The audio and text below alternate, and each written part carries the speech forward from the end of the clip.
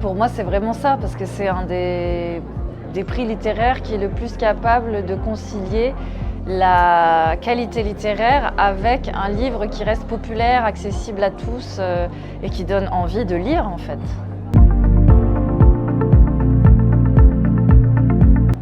Moi, je trouve ça génial d'avoir une librairie dans son quartier. En plus, j'habite à l'étranger, donc c'est quelque chose que je n'ai pas, parce qu'il n'y a pas de librairie française là où je vis.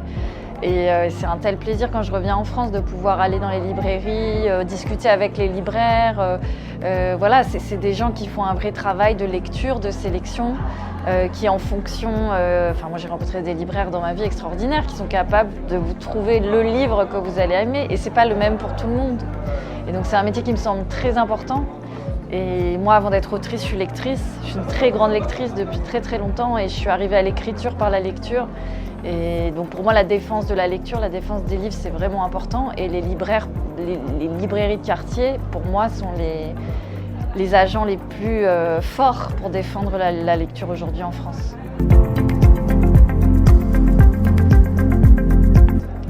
C'est un roman que j'ai écrit en pensant à mes grands-mères.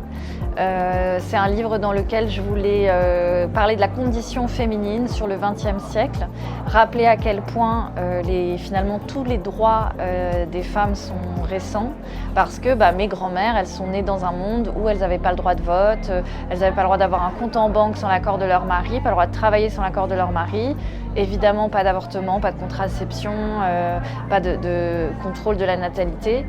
Et c'était il y a juste 2 générations. Et comme tout ce qui est récent, je pense aussi que c'est fragile.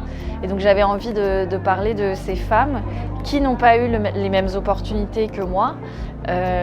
Mais moi, je sais que ma grand-mère paternelle, par exemple, elle m'a toujours dit « il faut que tu travailles à l'école, il faut que tu fasses des études, parce que plus tard, il faut que tu travailles et il faut que tu gagnes ton propre argent. Il ne faut jamais dépendre financièrement de son mari. » Et quand votre grand-mère vous dit ça à 8 ans, bon, ça rentre par une oreille, ça ressort par l'autre, tout le monde vous dit que l'école c'est important, ça semble pas capital, mais avec le recul, quand j'y repense, je me dis derrière, il y avait sans doute des regrets, il y avait sans doute des choses qu'elle aurait aimé faire, qu'elle n'a pas pu faire, parce que je sais qu'elle a dû interrompre ses études parce qu'elle s'est mariée, qu'elle a eu des enfants alors qu'elle faisait des études supérieures, et qu'elle n'avait pas envie que moi je me retrouve dans la même situation.